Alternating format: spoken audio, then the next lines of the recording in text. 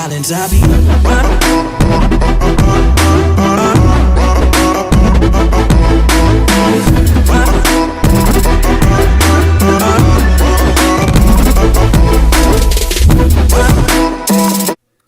Hey, what is going on, guys? It is Cabrera TV Productions here doing another Lego mock review. This time I will not create instructions on how to build this because you'll see why it will be pretty difficult to do. But I'm going to show you a build of the Lego very big Venom figure. Now even it's so big that it doesn't fit in the camera. And yeah, that is a pretty big Venom figure. I'll do size comparisons later, but first I'm gonna go on with the details and then we'll go on with the posability. So here's Venom's head, and from the front you can't really see much details, but from the side you can see that he has a really big underjaw, and I love that. It gives it this little monstrous look. And I use a single claw piece for his eye because it has a shape to it. And you see the logo in the chest.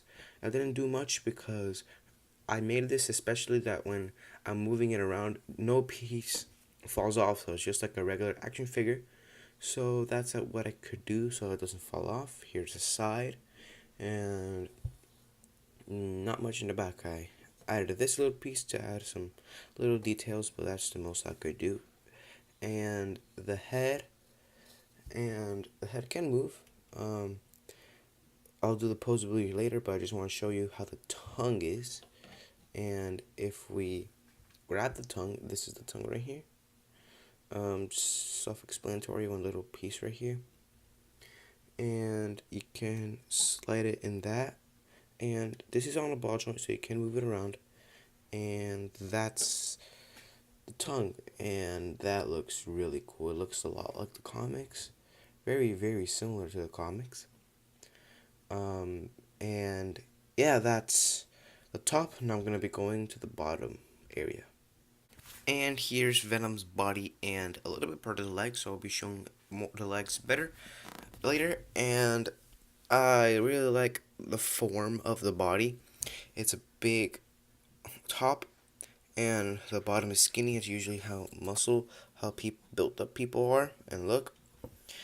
And right here you can see his arms are 3 claws and 1 thumb, so you can move it around. And right here is the arm, so that's pretty cool. And this piece is for details because it gives it some spike details. And in the back, not much detail in the back. And the feet, also added this piece for detail. And most of these, the arms and the legs are mostly bionicle pieces, so they're really posable, and I'll show the posability later. And there's not much detail in the feet, so I'll show the posability. So there's lots of posability in this figure, and I'm gonna start going with it. His head can move a lot up, but this is not natural, so I guess you can do all the way up as much as you want. Not that much back because of his chest. You can move side to side, and it has pivot. I like that because some nice expressions can go like that. His mouth can move up and down, and the tongue is on a ball joint, so you can move it around. I'm not gonna put the tongue right now. It's easier for me to show the posability. And his arms are on a ball joint, so you can move it all the way up and around. And here, because of this piece, you can't really bend the bicep, but if you move it to the side, you can do it like that. And then it has wrist articulation, so it can go all directions, and it's pretty hard. And it has thumb articulation and fingers. I really like the claws. I didn't have enough pieces of claws for the thumbs, but if you have, you can do that there. And his body can crunch a lot forward, like that. So that's a lot. And back, but if you do it back, you're gonna have a gap, but it's not bothering me that much. And side to side, and you can pivot. no waist movement, but this covers it. Can kick out all the way, forward and back, not that much because of this piece right here, but you can move it out and you can do a little bit more. And you can bend a lot, and then forward, back, and pivot. And to measure him out, he measures approximately 9 inches, so that's pretty tall. And next, I'm gonna do some size comparisons. So here he is next to a regular action figure, and that is ginormous. A little bit too big. Maybe you will think it'll be too big.